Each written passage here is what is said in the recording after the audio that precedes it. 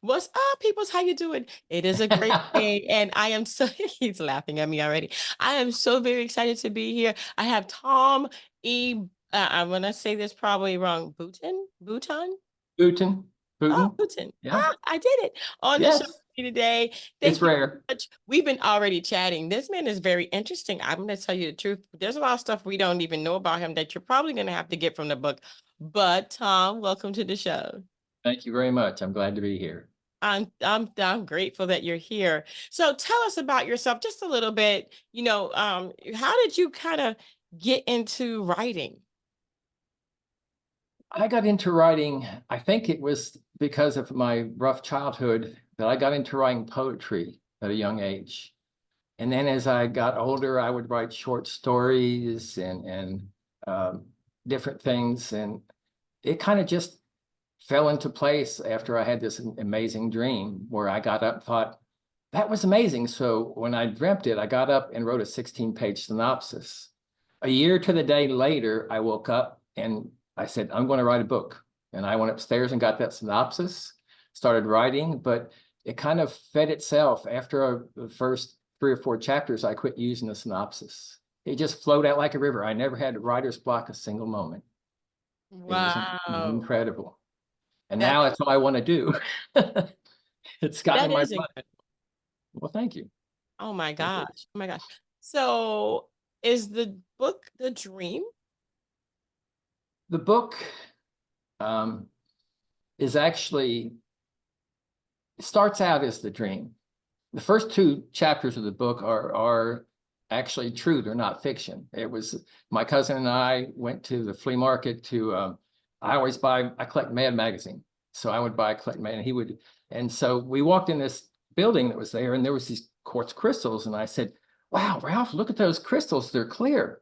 He said, isn't that why they call them crystals? And so I said, no, they're not always clear, but I read somewhere if you put it under your pillow, you'll have colorful dreams. Well, I bought one, put it under my pillow, and dreamt the book. That night when I woke up I had the crystal under my pillow. So that's why I kept on to it. And I thought, okay, I'm going to follow this up because that crystal may have caused me to have this dream. You know, there's people who would say no because they want to be anti whatever, but it was a godsend, and it's been amazing. I'm actually working on, it's one of a trilogy. And so I'm actually working on the second one, and it's the same thing. I have few notes to look at, but I sit down and I just start typing and it comes out like a river. And I have no idea where that comes from, but I am totally thankful and blessed. Yes. It's just amazing what people will say no to when the human brain is just an amazing conduit, just like a computer. It works in mysterious ways, and if you influence it in any kind of way. So you said that you believed that the crystal would give you vivid dreams, colorful dreams, and you had Yes. the dream of the book. Well, Yeah. you've already insinuated in your mind, and your brain has already taken that and actually started to simulate that. And when you went to bed, your brain elaborated on it. That's pretty much how that happens. Because Yes. no, your brain is just an amazing computer. If you tell your brain, I'm going to be this person and I need a way to get there, boom, the question remains, I need a way to get there. Now your brain goes, how can I get there? And I I think agree. that a lot of people don't realize that, this is just a very simple thing to do. You ask your brain a question, it's going to find ways to get you there. You're absolutely accurate, because there are times when I want to do something, or there's something that I need to take care of, or that I have to figure out, and I just say, okay, well, I'm just going to go on and let my brain figure it out, and it'll tell me when it's ready, and it does. Yes, That's exactly right. I feel the same way. I do too. I do too. I know 100%. that the creator has put into us, and I don't know if you believe in a creator, but I do. Oh, absolutely. I know that the creator has put into us everything that we need, and all we have to do is ask the right question. Yes. Oh, I am definitely, uh, there was something recently, and I won't go into it because it's a little bit lengthy, that happened between me and Derek, Derek that works for I guess the publisher, and it turned out to be something where what happened was a friend of mine, I said this was happening and that I was going to, they're talking about maybe making a screenplay of my book. And so my best friend, who is my photographer, my film guy, he said, well, you better be careful. So there's a lot of crooked people out there. And so I prayed to God. I said, oh God, please don't let Derek be crooked, because he's setting up this stuff and getting it all done. The very next day, I do a crossword puzzle every morning to get my brain kick-started. The next day, right across the middle of the crossword puzzle were 2 words. It said, trust Derek. And it spelled his name the exact same way with 2 R's. And boy, I get goosebumps every time I tell that.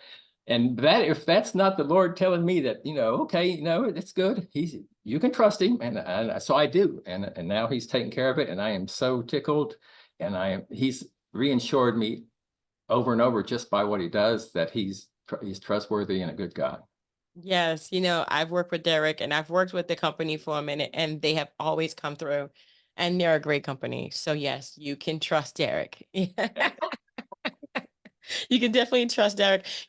I'm looking at it and you said that this is going to be a sequel or a series, kind of like a trilogy, right? So the Black Yes. Tourmaline, Tourmaline, Yeah, Tourmaline.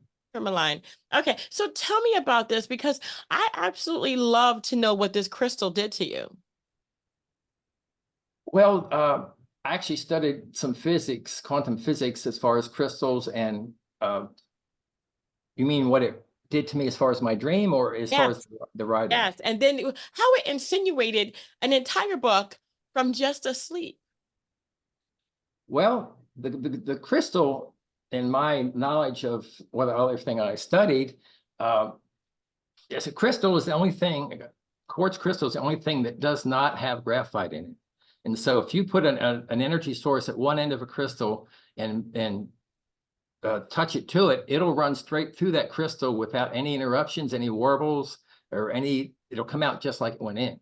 And that's the same thing that happens when you have the dream, where you dream and it goes in, and when it comes out, this one takes you to another crystal in an alternate dimension, where you have an alternate brother who has your same DNA. So you can actually, if you sleep at the exact same time and have that crystal and you get into REM, it'll make you switch bodies. And so my main character gets switched into a serial killer's body. And that sets its own stuff up, because the serial killer gets in his body and goes after his girlfriend. So Oh my it gets scary gosh. and scary at some points. It's very, very, Wow. Wow. And very, this would be a great screenplay, I think. yes, I keep getting that. And actually, my camera guy, Jeff, he said, well, let's do it. I said, Jeff, that would take us 6 or 7 months. And I don't have that kind of time, because I want to finish this book. I'm on all these other projects where I'm writing and directing some short films with a couple of people. So I said, no, I'm going to leave it to the pros. And so finally, I was blessed enough to find someone that wants to do it. That's amazing. That is Yes. amazing. That is great. So, okay, so now this to me is amazing because you went to sleep, you woke up with the entire book. Now you're doing the second book in the trilogy.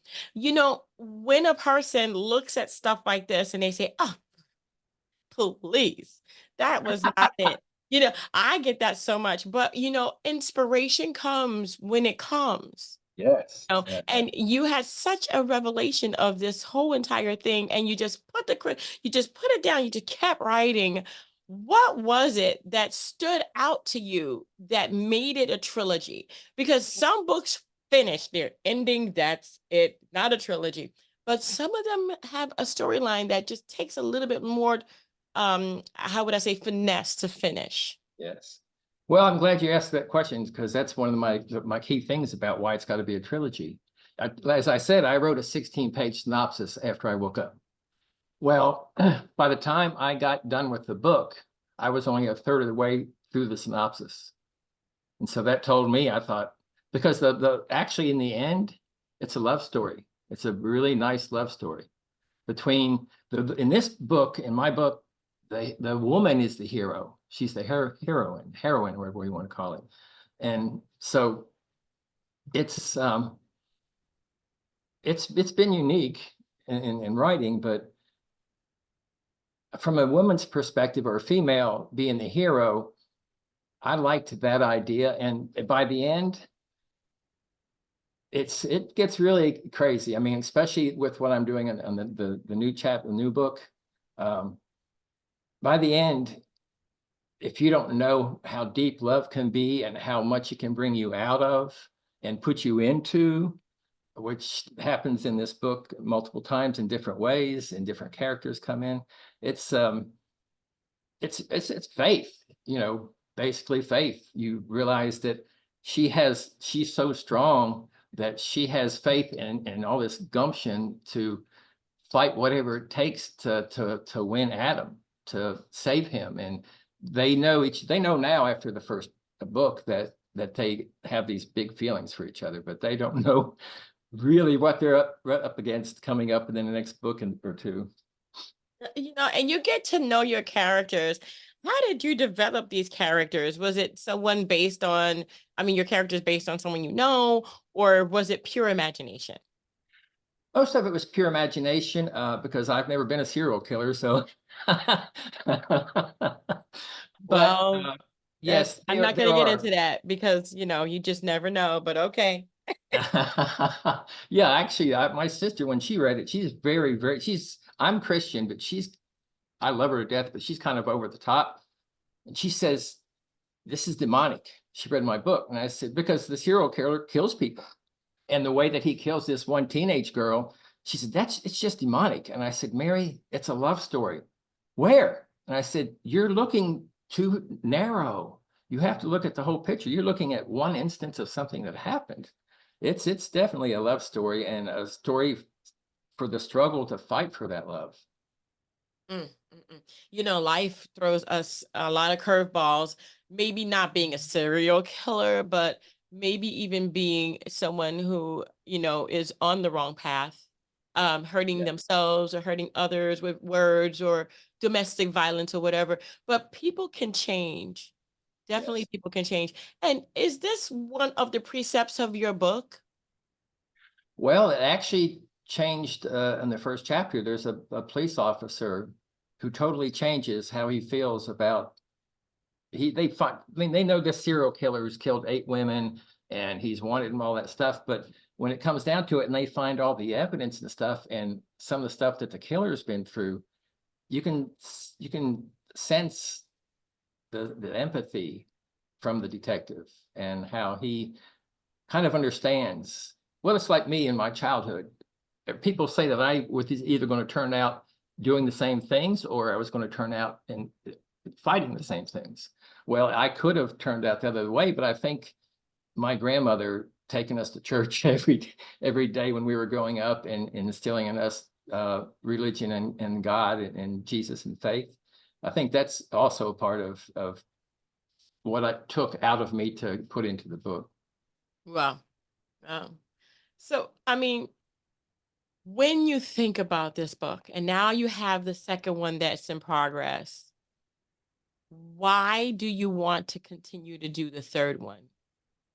Because I mean, some people stop at the second, but what propels you to move forward to the third book? Uh, well, I may have to back up on that. If, like I said, I got a third of the way through the synopsis when I got finished with this book of 350 pages. If I can get everything said and done in the next, I'd only be 2. But because there's so much going on, and there's other characters that are going to crisscross over into the love, hate, the kill, uh, it kind of built itself. And at the end of the first book, I left a cliffhanger, a big Oh, cliffhanger that leads you. And I mean, some of the people that have read it and called and talked to me about it, well, why did you leave us hanging? And I said, because there's 2 more books. And so now, and at the end of the first book, they think they know who the main person, the main evil person is, but they won't know till the next one that it's not that person. mm, And so I think the hunger for them to find out who is behind this is going to help feed somebody wanting to read it. wow. I love it that you're so involved in your writing and in the Yes. characters and in the whole mystery of it all. Do you plan on writing another book? Um, this is through the request of many, many, many, many people. After I finish the three books, I'm going to have to write an autobiography. I Hmm. mean, I've had ghost experiences. I've had alien experiences, experience one, just one. I've had so many things. Oh my goodness. OD'd on PCP. I was into hard drugs. I played in a rock band. I mean, uh, I've had so many of my friends and my family. You need to write this and let people know. And I said, after the third book. So I'll probably be 90 by the time that gets here, but no, 80 because I'm only 70, but you know, You never know. yeah, never know. You just don't know. Just don't know. Wow. Well, I want to thank you so much for being on the show. I appreciate it. Did we leave anything out? Is there something you'd like to say to the listeners, the watchers today? Um, yeah, I taught acting for a little while, and several of them would say, I'm going to do this, I'm going to do this, and I'm going to do this. And I said, whoa. I said, I never wanted to do anything I'm doing now. You don't know what you're going to be till you get there. I said, you can want to be this and that, but whatever God's plan is for you, or you won't really know till you're there doing it. Because I looked back and I thought, I never wanted to do that. I never wanted to do that, but I'm loving every moment of it, and I'm passionate about it now. So you just have to follow your heart and actually sometimes take the chances when you see an opportunity to the side. Don't think, oh, I couldn't do that. Give it a shot. You never know. I never wanted to write, and then it seems like it's working out okay. I I hope. think so. I think so. Wow. Wow. And you're so right. Because, this was not something I ever even imagined myself doing, Yeah, ever. So, there you so go. you just don't know. We're gonna definitely put this book, The Black Tourmaline, in the book club that we have on Amazon. And we're gonna put the link in the description box below, as well as you can get that on Amazon. And where else can you get that? Can you get that at Barnes and Nobles and anything else? I've got a list. There's Boker, something called Boker, Barnes and Noble. There's uh, Ingram. Actually, the lady who owns it is a client and friend of mine. She's worth Mm, like $5 billion, Martha wow. Ingram. So I actually talked to her about it on flying in her Learjet to go to a job to work when I was working. And I said, would you publish my book for me? She said, I get that a lot, Tom. She said, but most people don't even know how to write a book. And so I don't get involved in it. I said, okay. But then there's Ingram, then there's Barnes and Noble, there's I have a little list here somewhere. There's like 8 or 10 different places. And some of them, like if you go in Barnes and Noble, they won't have the book there, but they'll get it to you. You have to order it to them. It's not Right. like everybody's stocking them. Yeah. Well, I mean, there's a lot of books that aren't stocked. I mean, can you imagine if they stocked every book? How big the stores would have to be. Yeah, one copy per per show. That But that would not work. I'm loving the feedback though that I've gotten from the people. I mean, I offered out, I got 60 copies of it, and I offered out to all my friends and fans on Facebook from my acting.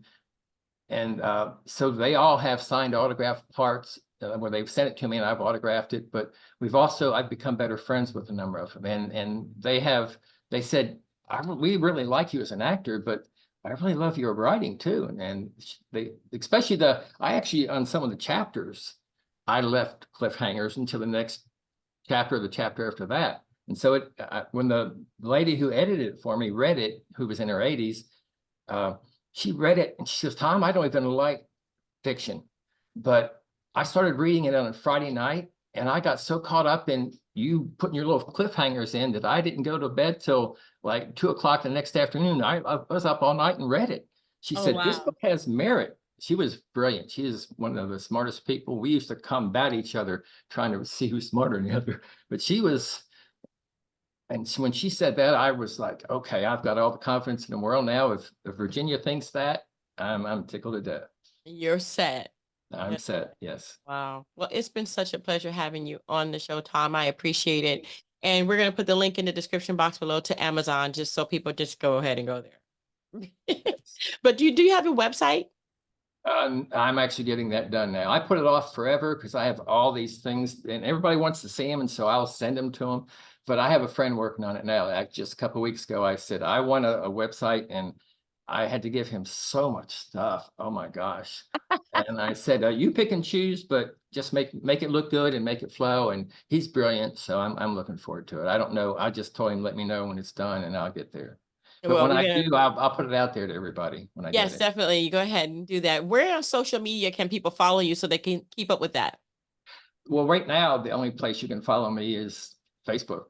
And Good. people kind of dog Facebook, but 2 years ago, I got 3 gigs because the directors saw my Facebook and they contacted me and gave me parts. I didn't have to audition for There you them. go. So Facebook, and it's good for me to stay in contact with friends. If Mhm. you use it the right way, Facebook is very, very good for that kind of thing. Yes, I agree. I definitely agree. Well, thank you so much, Tom, again. And thank you guys so much for tuning in. We're going to again have that information about Tom's book, The Black Tourmaline, in the description box below. And until next time, guys, don't forget to dare to be different. Bye.